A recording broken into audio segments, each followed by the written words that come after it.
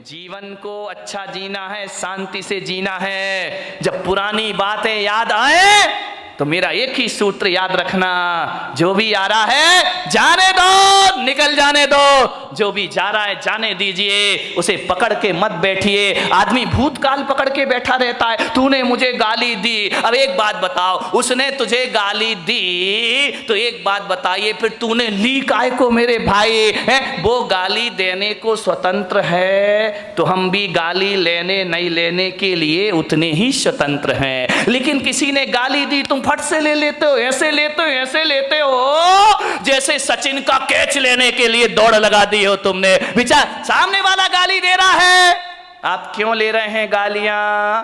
पहले जमाने में आपको मालूम है, अपने संवाद को भेजने के लिए लोग चिट्ठियां लिखा करते थे। चिट्ठी लिखते थे और क्या करते थे मालूम है? उस चिट्ठी में टिकट नहीं लगाते थे। बेरंग चिट्ठी, बेरंग लेटर क्यों डालते थे? कि जल्दी पहुंच जाएगा। ध्यान रखिए, बाहर देश का स्टैंडर्ड जल्दी पहुंचाने के लिए बेईमानियां शुरू हो गई। आप बताइए, जिस लेटर में चिट्ठी ना हो उस लेटर को बेरंग लेटर बोला जाता है, बेरंग चिट्ठी बोली जाती है। और वह चिट्ठी यदि सामने वाले के पास जाए और जब वो चिट्ठी लेगा तो क्या करना पड़ेगा उसको? बोलो, पैसे देना पड़ेंगे ना? कितने देना पड़ेंगे? डबल देना पड़ेंगे, क्योंकि टिकट नहीं लगी है, वहां का भी चार्ज लगेगा, यहां का भी चार्ज लगेगा। एक बात बताइए बारामती वालों, यदि बेरंग चिट्ठी तुम्हारे घर में आई है आपको डबल पैसा देना पड़ेगा। और यदि आप चिट्ठी नहीं छुड़ाते हैं तो चिट्ठी लौट के कहां जाएगी? बोलो, चिट्ठी नहीं लिखी कभी? पैदा होते ही मोबाइल ले लिया क्या हाथ में? वह चिट्ठी लौट के वहीं जाती है जहां से आती है। यदि आपने चिट्ठी नहीं छुड़वाई तो बेरंग लेटर बेरंग वापस चला जाता है, और जब वहां जाता है तो उससे डबल किराया वसूल किया जाता है। आपसे मेरा निवेदन है, गाली भी एक बेरंग चिट्ठी हुआ करती है, सामने वाला हमें दे रहा है, और यदि हम उस गाली को स्वीकार ना करें, उस गाली को ना लें, तो गाली लौट कर कहां जाएगी? जहां से आई है वही। लेकिन आदमी तो बेरंग चिट्ठी लेने को तैयार खड़ा है, पढ़ से ला क्या लिखा है। ध्यान रखना, जितना चिट्ठी भेजने वाला स्वतंत्र है उतना लेने या नहीं लेने वाले आप भी स्वतंत्र हुआ करते हैं। किसी ने गाली बकी, आप लेते क्यों हो? उसको वापस छोड़ दीजिए, जहां से गाली आई है वहीं पर लौट कर चली जाए। भूतकाल के लिए कभी क्रोध मत करो, वो समय गुजर गया, वो परिस्थिति गुजर गई, वो वातावरण चला गया। क्रोध अभी तक सीने से लगा के बैठे हो। ध्यान रखिए, रात गई सो बात गई, भूल जाइए उसको। वरना कुछ लोग बचपन की दुश्मनी को आज तक अपने सीने से लगाकर, अरे किसी ने कुछ कह दिया, दो बातें कह दी, अरे तो क्या बिगड़ गया अपना?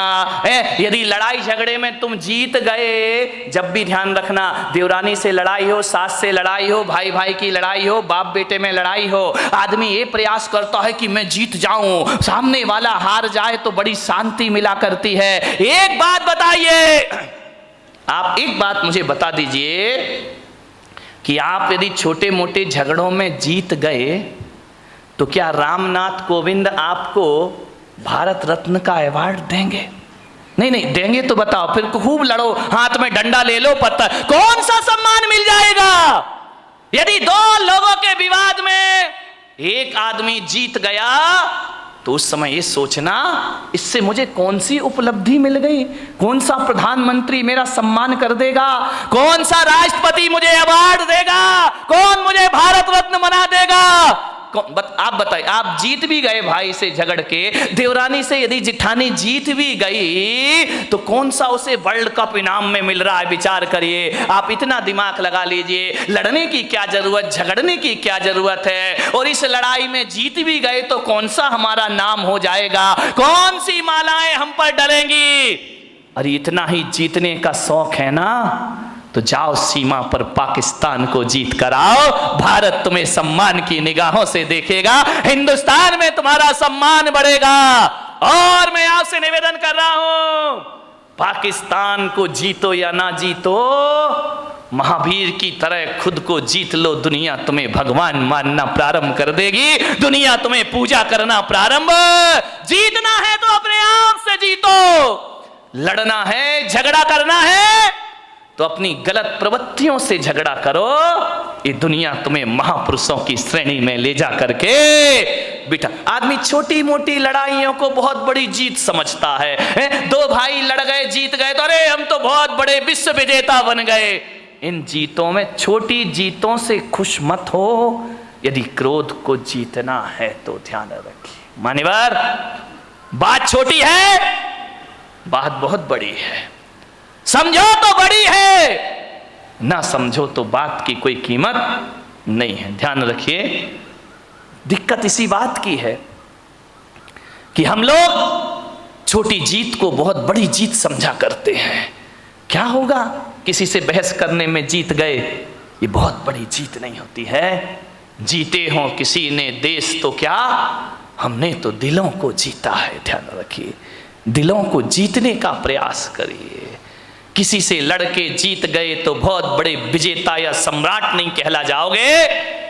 एक बात याद रखना, यदि कमठ जीत भी जाता तो दुनिया उन्हें पारसनाथ नहीं मानती। रावण जीत भी जाता तो राम की तरह उनके मंदिर नहीं बनाए जाते। ध्यान रखना, रावण हार गया, राम जीत गए। लेकिन एक बात ध्यान रखना, राम इसलिए महान नहीं है कि उन्होंने रावण को मारा है। राम इसलिए महान है कि पूरे दो साल तक रावण से युद्ध चला, लेकिन राम के चेहरे की मुस्कुराहट कभी खत्म नहीं हुआ करती है। इसलिए राम की दुनिया में मंदिर बनाए जाते हैं। ध्यान रखिए, थोड़ा सा समझने का प्रयास करिए। मान्यवर, कई लोग भविष्य के झगड़े करते हैं, कई का क्रोध फ्यूचर टेंस को लेकर होता है। मेरा क्या होगा, कल कह रहा था ना वो सेठ, मेरे बच्चों के बच्चों का क्या धत तेरे की सामान 100 बरस का पल की खबर। क्यों जोड़ रहा, क्यों इतना सब कुछ कर रहा, आने वाली पीढ़ी के लिए जोड़ करके जा रहा हूं, उनका भविष्य बना रहा हूं। अपना बच्चों का भविष्य बनाने में भाई का भविष्य बिगाड़ देते हो आप। विचार करिए, अपनी आने वाली पीढ़ियों के भविष्य के लिए वर्तमान पीढ़ियों को आप तबाह कर देते हो। ध्यान रखना है मान्यवर, भविष्य को लेकर क्रोध करते हैं। एक मुल्ला नसरुद्दीन था, वो बंबई जा रहा था, पूना से, यहां से तुम्हारी बारामती से बंबई जा रहा था। बेटा स्कूल से आया, जैसे ही स्कूल से बेटा आया उसने बैग रखा, मुल्ला ने तड़ा तड़ 10-20 चांटे जमा दिए उसके गाल में। पत्नी बोली, यार तुम्हारा दिमाग खराब हो गया है, बच्चा अभी स्कूल से आया है और तुमने इसको 10 चांटे लगा दिए। अरे मुल्ला ने कहा तू चुप खड़ी रह, तू बीच में मत बोल। अरे तो बोले तू मार काय को रिया है, बोले मैं बंबई जा रहा हूं इसलिए इसकी पिटाई कर रहा हूं। अरे यार ये कोई बात है कि तुम बंबई जा रहे हो बच्चे की पिटाई कर रहे हो। अरे बोले मार लेने दे आज इसको जी भर के। अरे बोले तू कैसा बाप है भाई, एक बाप बच्चे से दूर जाता है तो गले लगाता है, प्यार करता है, और तू इसकी पिटाई कर रहा। मुल्ला ने कहा आज इसे जी भर के पीट लेने दे, मैं बंबई जा रहा हूं, महीने भर लौट के नहीं आऊंगा, आज इसे पिटाई करके जाऊंगा। अरे पत्नी ने कहा कि यार मार क्यों रहा है, बोले तू नहीं समझेगी, मार इसलिए रहा हूं कि अब मैं महीना भर तो घर आऊंगा नहीं, परसों इसका रिजल्ट आने वाला है और मुझे मालूम है फेल होगा, और जब मैं यहां नहीं रहूंगा तो इसे मारेगा कौन। तेरे की आदमी, फिजूल की बातों के झगड़े हमारे घरों में हुआ करते हैं। जिठानी लड़ती है, पति समझाता है कि झगड़ा मत कर, तुम कुछ नहीं समझते हो, तुम्हें अपने बच्चों का भविष्य दिखाई नहीं दिया करता है, भविष्य को लेके झगड़े कर रहे हो। एक बात ध्यान रखिए, न भूत को स्मरण करो न भविष्य की चिंता करो, वर्तमान में जियो और वर्धमान बन करके खड़े हो जाइए, आपके जीवन की समस्याओं का हल हो जाएगा। जो वर्तमान में जिएगा वो वर्धमान होगा, जो भूत में जिएगा भूत बन जाएगा। भविष्य हमारे हाथ में होता नहीं है, ध्यान रखिए। मान्यवर, किस बात के झगड़े होते हैं, छोटी छोटी बातों पे लड़ जाते हैं हम लोग। दिक्कत इस बात की है, जहां 4 लोग मिलते हैं बात की शुरुआत तो बहुत अच्छे से होती है, इतने अच्छे से, लेकिन एंड बहुत बुरा हुआ करता है। लास्ट में हमारी सभाओं का, हमारी मीटिंगों का अंत लड़ाई झगड़े से हुआ करता है। इकट्ठे तो होते हैं, आओ बैठो कुछ विचार विमर्श करेंगे, ऐसा विचार विमर्श होता है कि बाद में हाथापाई पर नौबत आ जाया करती है। मान्यवर, आज संसद में क्या हो रहा है, विधानसभा में क्या हो रहा है, माइक फिक रहे हैं, कुर्सियां फिक रही हैं, जूते फिक रहे हैं, ये देश का आदर्श हो गया है। क्या प्रेरणा लेगी जनता इन लोगों से? मान्यवर, जीवन को महान बनाना है तो सहन करना सीखिए। सहनशीलताएं खत्म हो गई हैं हमारी। दो बात किसी की कोई बर्दाश्त नहीं करता है। पति कहता है मैं पत्नी की नहीं सुनूंगा, पत्नी कहती मैं तुम्हारी नहीं सुनूंगी, सास कहती मैं बहू की क्यों सुनूं, बहू कहती है मैं बुढ़िया की क्यों सुनूं। अब तुम अपने घरों में तो किसी की सुनना नहीं चाहते हो और मेरे कमरे में आके मुझे सब सुना के चले जाते हो। तो भैया जब सास नहीं सुन रही, बहू नहीं सुन रही, भाई नहीं सुन रहा, देवर नहीं सुन रहा, तो पुलक सागर काहे को सुनेगा तुम्हारे? जो आता है वो मुझे सुना के हमारे घर में ये हो रहा वो हो रहा, इसका स्वभाव खराब उसका स्वभाव खराब। जब तुम नहीं सुन रहे तो मैं काहे को सुनूं? लेकिन मैं अपने को किस्मत वाला समझता हूं कि जो बच्चे माँ बाप की नहीं सुनते, जो सास ससुर की नहीं सुनते, जो भाई भाई की नहीं सुनता, देवरानी जिठानी की नहीं सुनता, मेरी किस्मत है कि घंटे भर तुम शांत होकर मुझे सुनते हो। इससे ज्यादा मेरी किस्मत दूसरी। कितने शांत होकर सुन रहे, मैं कुछ भी बोल रहा हूं, तुम तो बड़े शांति से सुन रहे। एक बात बताऊं बारामती वालों, इतने शांति से यदि घर की बातें सुन लो, घर वालों की सुन लो, तो तुम्हारे घर में झगड़ा होने का कोई चांस पैदा है। लेकिन हम घर में तो सुनना ही नहीं चाहते हैं। सास शेर तो बहू, कौन बोला सवा शेर, खूब लड़ी मर्दानी वो तो झांसी वाली। नहीं, थोड़ा सा सहन करो, सुनो, सुनने की कला डालिए, सुनाइए मत, ज्यादा मत सुनाओ किसी को, ज्यादा मत बोलो, कम बोलो, मौन रहो, ज्यादा मत बोलिए। ज्यादा बोलने के लिए पुलक सागर बैठा है ना तुम्हारी बारामती में, जितना भी ज्यादा बोलना मुझसे बुलवा लो, लेकिन तुम लोग ज्यादा, मेरी लोग सुन लेंगे, तुम्हारी कोई सुनने वाला नहीं है, ध्यान रखना। मान्यवर, विचार करिए, क्रोध आता है। मैं बच्चों से निवेदन करूंगा, घर में मम्मी पापा यदि लड़ते हैं तो मैं बच्चों को एक सूत्र दे रहा हूं, जो बच्चे नहीं आए हैं उन्हें मेरी ये सीडी सुना देना, प्रवचन सुना देना, यूट्यूब में दिखा देना, आपका क्रोध 2 मिनट में भाग जाएगा। जब मम्मी पापा बहुत क्रोध कर रहे हो ना, तो आजकल एक वो आया है, एक पेन है जिसमें रिकॉर्डिंग हो जाती है ना, वीडियो बन जाती है, आवाज वॉइस रिकॉर्डिंग हो जाती है। जब मम्मी पापा लड़े बेटा, तो पेन में रिकॉर्डिंग कर लिया करो, फिर देखना ये क्रोध में क्या क्या बकते हैं। और जब ये शांत हो जाए, और शांत होने के बाद भी नहीं, जब घर में कोई मेहमान आए तो उन्हें नमोकार मंत्र की धुन मत सुनाना, नमोकार मंत्र की झनकार नहीं, मम्मी पापा की टनकार सुनाना।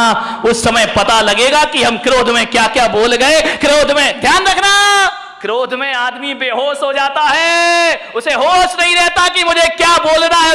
एक बार एक आदमी तो क्रोध में इतना बोला, गुस्से में इतना बोला, अपने बच्चे को बोला, अब एक गधे की औलाद। बच्चे ने कहा सही कह रहे हो बापू, ध्यान रखिए, बीच आदमी होश थोड़ी रहता, मैं गुस्से में बोल क्या रहा हूं, अब एक गधे की औलाद। अब विचार करिए, उसने कहा, गुस्से में एक पति ने पत्नी से कहा कि क्यों नहीं, जब तेरी शादी हुई थी तू पागल थी क्या, जो मेरे से शादी, पागल थी क्या जो शादी के समय तूने नहीं देखा मुझे, अब तुझे गुस्सा आ रहा है, पागल थी क्या? पत्नी ने कहा पागल नहीं होती तो तुझसे शादी काहे को करती, ये पागल ही तो था। एक बार क्या हुआ, एक पत्नी ने अपने पति से कहा, यार तू तो इतना भोला है, इतना भोला है, इतना भोला है कि तुझे तो कोई भी बेवकूफ बना सकता है। पति ने कहा ज्यादा मत बोल, बोले तुझे कोई भी बेवकूफ बना सकता है। पति ने कहा बिल्कुल सच कह रही है, सबसे पहले बेवकूफ तो तेरे बाप ने मुझे बनाया जो तेरे से शादी कर दी। ध्यान, आदमी क्रोध में क्या क्या भूल जाता, उसे होश ही नहीं रहता, पता ही नहीं रहता। सब रिकॉर्डिंग कर लो, और जब मेहमान आए, यदि सासू बहू लड़ रही हो ना तो देवरानी रिकॉर्डिंग कर ले, और जब कोई मेहमान आए तो चालू कर देना, शर्म से पानी पानी हो जाएंगे लड़ने वाले।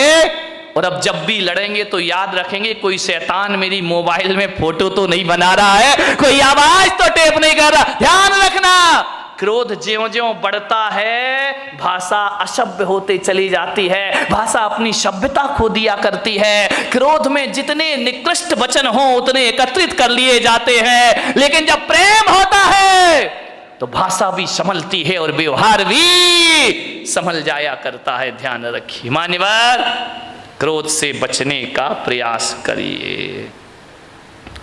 सामने वाला यदि क्रोध करे तो हम क्या करें मालूम है? जब हम लोग बचपन में थे तो साइकिल चलाना सीखते थे।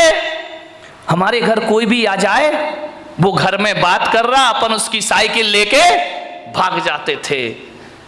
कभी कभी कोई साइकिल नहीं देता था ना तो एक शैतानी कर देते थे, उस साइकिल की हवा निकाल दिया करते थे, साइकिल में सुई कांटा चुभो के पंचर कर दिया करते थे, फिर वो आदमी घर नहीं जा पाता था। मैं भी आपसे कह रहा हूँ ऐसी शैतानियाँ तुम लोग मत करना जो हम लोगों ने बचपन में की हैं, लेकिन आपसे कह रहा हूँ इस दिमाग में भी बहुत क्रोध की हवा भरी हुई है, और जब क्रोध की हवा भर जाए और जब क्रोध प्रकट होने लगे उसे पंचर कर देना, थोड़ा सा क्रोध की हवा निकल जाएगी, क्रोध शांत हो जाएगा। पंचर कर दीजिए दिमाग को। पंचर कैसे करेंगे? ऐसे मत करना कि तुम यहाँ पे कांटा चुभो रहे हो दिमाग में, पंचर नहीं है तो दुर्घटना घट जाएगी। पंचर करने का मतलब इतना ही है कि यदि सामने वाला गुस्सा कर रहा है, क्रोध कर रहा है, तो अपने क्रोध की हवा निकाल दो, अपने क्रोध के टायर ट्यूब को पंचर कर दो। कैसे पंचर कर दो कि भैया जो तू गुस्सा कर रहा है, गालियां दे रहा है, इसका जवाब मैं 5 मिनट बाद दूंगा। ध्यान रखिए, थोड़ा सा धैर्य, 5 मिनट बाद जवाब दूंगा। मैं कहता हूं यदि 5 मिनट बाद जवाब देने का संकल्प ले लिया तो समझना हमारा क्रोध पंचर हो गया, हमारा गुस्सा पंचर हो गया। 5 मिनट बाद आप उस क्रोध का जवाब कभी नहीं दे पाएंगे। ध्यान, आपको लगेगा यार किन बातों पे लड़ रहे थे, किन बातों पर बहस हो रहा था, ये लड़ने जैसे कोई तो बात ही नहीं। क्रोध को पंचर कर दीजिए। एक आदमी को मैं जानता हूं, वो एक चिट्ठी लिख रहा था, ऐसी चिट्ठी ऐसी चिट्ठी ऐसी चिट्ठी, 4 पेज भर दिए उसने, इतनी गालियां इतने गंदे शब्द। मैं वहां पहुंच गया, मैंने कहा क्यों भाई क्या कर रहे हो? अरे बोले मेरा दोस्त है ना, अब दुश्मन बन गया है, बहुत मेरा अपमान किया उसने। मैं चिट्ठी लिख रहा हूं, हजारों गालियां उसने चिट्ठी में लिख दी। तेरा सत्यानाश हो, तू बर्बाद हो, तू धोखेबाज है। लालू चिल्ला रहा ना नीतीश को कि तू धोखेबाज है, तू धोखेबाज है, तूने धोखा दिया, गठबंधन तोड़ा, 1000 गालियां। ध्यान, चिल्लाते रहो, अभी तो सारी दुनिया में मोदी ही मोदी चल रहा है। ध्यान रखिए, 1000 गालियां लिखी उसने। बोले मैं इसको पोस्ट करने जा रहा हूं, उसके पास पहुंचेगी ये चिट्ठी। मैंने कहा एक काम कर मेरे भाई। बोले क्या? मैंने कहा एक काम कर, ये चिट्ठी तूने लिख दी? बोले लिख दी। मैंने कहा इसको आज नहीं कल पोस्ट ऑफिस में डालना, लेटर बॉक्स में डालना। बोले नहीं मैं तो आज ही डालूंगा। मैंने कहा नहीं तो कल डालना। तो बोले कि ऐसे क्या हो जाएगा महाराज, मेरा क्रोध ठंडा हो जाएगा। मैंने कहा बिल्कुल ठंडा हो जाएगा, तू हो या ना हो ये चिट्ठी तू कल डालना, लेकिन एक बात याद रखना, आज इस चिट्ठी को पैक मत कर, रखा रहने दे, कल पैक करना, टिकट लगाना और अपने दुश्मन के एड्रेस पर डाल देना। बोले ठीक है आप कह रहे तो ये नियम मैं पाल लेता हूं। उसने हजारों गालियां लिख करके एक लिफाफे में रख दी। दूसरे दिन जब डालने को गया तो उसने कहा कि यार एक बार पढ़ तो लूं, कोई गाली इसमें कम तो नहीं रह गई है। जैसे ही उसने पढ़ा उसने देखा यार मैं कितना स्टैंडर्ड का आदमी और इतनी घटिया गालियां लिखा करता हूं, आप विश्वास नहीं करेंगे। जैसे ही उसने चिट्ठी पढ़ी क्रोध शांत हुआ, चिट्ठी को फाड़ फूड़ कर डस्टबिन में डाल दिया। बोले जवाब देने से कोई मतलब। ध्यान रखना, क्रोध तात्कालिक पागलपन है, और जब ये पागलपन पैदा होता है तो एक बात याद रखना, क्रोध तात्कालिक पागलपन की निशानी है। जब आदमी क्रोध में होता है तो पागलों जैसी हरकतें प्रारंभ कर दिया करता है। लेकिन एक बात ध्यान रखना, ये ऐसा पागलपन है जो जब पागलपन ये दूर होता है ना तो पश्चाताप दे करके जाता है हमारी जिंदगी को। सिवा पश्चाताप के हमारे हाथ कुछ लगता नहीं। क्रोध के तात्कालिक पागलपन को शांत करिए, वरना जिंदगी भर आपको पछताना पड़ेगा। ध्यान रखिए, क्रोध तो छोटी सी का टेम्परेरी चीज है, परमानेंट चीज नहीं है। लेकिन क्रोध में जो भी हम करते हैं वो हमें जिंदगी भर के लिए पश्चाताप दिया करता है। ध्यान रखिए, एक बात याद रखना, क्रोध पे थोड़ा ब्रेक लगाना है तो तात्कालिक उत्तर मत दीजिए, थोड़ा सा इंतजार करिए।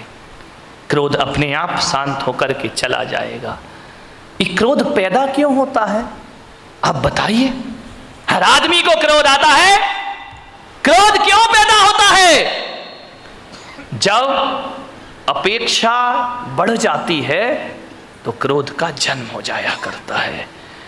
उम्मीदें लगाते हैं हम बहुत ज्यादा उम्मीद लगाओगे, ज्यादा अपेक्षाएं रखोगे और उस अपेक्षा की उपेक्षा हो गई तो महाभारत प्रारंभ हो जाएगा। ध्यान रखिए, आप घर से चल के आ रहे हैं, आपका दोस्त रास्ते में मिल गया, आपने उम्मीद लगाई, आपने अपेक्षा लगाई कि राम राम करेगा, जय जिनेंद्र करेगा, देखेगा, मुस्कुराएगा, और यदि उसने नहीं देखा और तुम्हें देख करके मुंह फेर लिया, भीतर क्या प्रयोग होगा? क्रोध पैदा हो जाएगा। अच्छा बच्चों, हमसे ही बच के चल रहा है, हमसे आंखें फेर रहा है, कल तक हमारा दोस्त था, आज निगाहें फेर के जा रहा है, देख लूंगा मैं तुझे। क्रोध पैदा हो गया। ध्यान, आपसे एक निवेदन है, यदि कोई अम्मा जी बीमार पड़ जाए, दो बहुएं उसकी हो और दो बहुएं घर में हो, और जब बीमार पड़ती है तो अम्मा जी अपेक्षा रखती है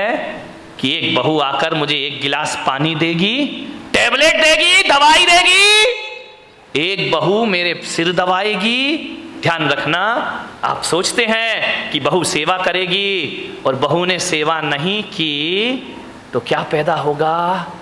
क्रोध पैदा होगा। अच्छा, खा रही हैं, रह रही हैं आराम से, थोड़ी सी सेवा नहीं करती, मैं बीमार पड़ी हूं, आके नहीं देख सकती हो। मैं अम्माओं से निवेदन करूंगा, यदि दोनों बहुएं पीहर चली गई हैं, घर बेटे बाजार में गए हैं और अब आप बीमार हो और अब आपको दवाई खाना है और जब बहुएं घर में नहीं हैं तो बताइए अम्मा जी आप क्या करोगी? विचार करिए, बताइए। आप बीमारी की हालत में भी पलंग से उठोगी, उठने के बाद किचन तक जाओगी, गिलास में पानी लोगी, दवाई हाथ से खोलोगी और खा जाओगी। विचार करिए, यदि घर में सुखी रहना है तो बहुओं से ज्यादा अपेक्षाएं मत लगाइए। जब तक हाथ पैर चलते हैं अपना काम खुद करो और आनंद से जीवन गुजारिए, लाचार मत बनिए। ध्यान रखिए, बहू यदि पानी और दवाई नहीं ला रही है तो ये मत सोचना मेरी बहू खराब है, सोचने की तो बात है, बस इतना सोच लेना मेरी बहू पीहर गई है और मैं यहां पर अकेली हूं, अपना काम खुद करो। ध्यान रखिए, भगवान के मंदिर में जाओ तो ये मत कहना कि मेरे बच्चे और बहू बुढ़ापे में मेरी सेवा करें। मैं पुलक सागर तुम्हें एक सूत्र दे रहा हूं, भगवान के मंदिर में जाओ तो ये प्रार्थना करना कि हे भगवान, बहू बेटे तो छोड़ो, ऐसा बुढ़ापा देना कि किसी से एक गिलास पानी की उम्मीद भी मैं ना रखूं, किसी से सहायता की उम्मीद ना रखूं, इतनी ताकत देना भगवान कि अपना काम में मरते दम तक अपने हाथों से। फिर लड़ाई कहां से होगी, फिर झगड़े कहां से होंगे? हर काम अपने हाथों से कर लीजिए, ज्यादा अपेक्षाएं मत लगाइए, ज्यादा मत सोचिए, ज्यादा सोचेंगे नकारात्मक विचार पैदा होंगे। ध्यान रखिए, यदि अपना काम खुद कर लो। एक बात ध्यान रखना, लोग कहते हैं कि आराम करने से आदमी स्वस्थ होता है, और मैं पुलक सागर कहता हूं कि काम करने से आदमी स्वस्थ हुआ करता है। कौन है धनपति? एक बात बताइए, एक सेठ, 20 नौकर चाकर, दर्जनों गाड़ियां जिसकी यहां खड़ी हैं, एक गिलास पानी भी अपने हाथ से भर के नहीं पीता।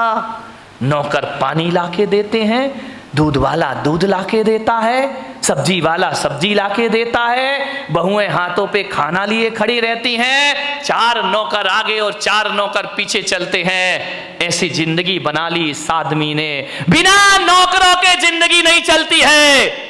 और एक बात बताओ मेरे भाई, जिस दिन नौकर नहीं आए उस दिन क्या हालात होंगे तुम्हारे। जिस दिन बहुओं ने देना बंद कर दिया उस दिन क्या हालात होंगे तुम्हारे। मैं उस आदमी को धनपति नहीं मानता जिसका पानी का गिलास नौकर लेके चलता है। अरे आप विचार करिए, अपने पीने के लिए एक गिलास का पानी भी ना ले पाओ तो तुमसे बड़ा अपाहिज इस धरती पर कोई दूसरा नहीं हो सकता है। तुमसे बड़ा विकलांग कौन होगा। नौकर ना आए तो पानी नहीं पी सकता, नौकरानी ना आए तो चाय नहीं बन सकती तुम।